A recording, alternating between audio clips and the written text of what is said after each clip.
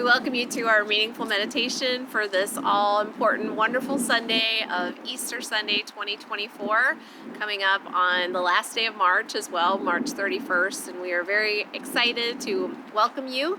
We will have two services here outside for our sunrise service at 7:15. We gather between the two buildings and get to see the sun come up, and it's just a beautiful time together. And Caitlin, Dr. Hargrave, will be bringing our homily at the 7:15 service and thinking about the scripture from Acts 10. And so if you want to read that ahead of time as we prepare to proclaim together, Christ is risen.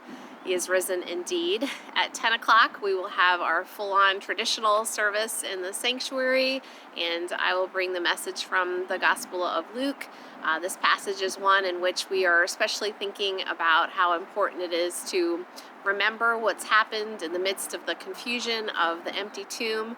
We'll be thinking about the Apostle Peter as he runs to see that the tomb is empty, not really believing what the women are telling him. And so, according to the text from Luke, Peter is the only male disciple that runs to the tomb to see the empty tomb, and so we'll be thinking about all the emotions that he had of that day. And one of the great preachers of our time is preacher Tom Long, and his commentary of this passage talks about how you're really experiencing how we feel when we read an obituary, the end of someone's life, and then at the same time thinking about this is really a birth announcement with the excitement of new life and Christ coming to life after the resurrection.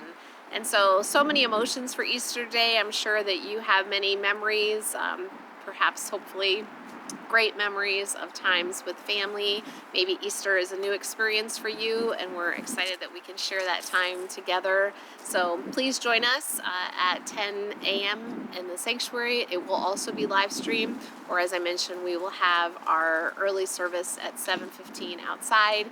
After the traditional service, we have our brunch, which is brought to us by our membership life committee, and so I encourage you to stick around for a while after the service as we'll have time for fellowship. So lots happening on this Easter, and we're so grateful for all the ways that we have traveled through Lent together and now to have this time of celebration. So if you're watching this on Friday, we will have a service for Good Friday at 7 p.m. in the sanctuary, and then on Saturday we have our extravaganza event for all the kids and families, and that is from 3 until 4:30. So lots happening this weekend.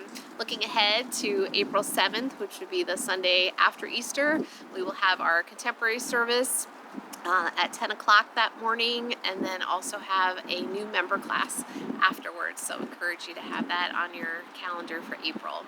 So blessings for your Easter holiday. If you're traveling, know that we will miss you so much and look forward to seeing you in the new month of April. So peace for your journey and joy for this Easter Sunday.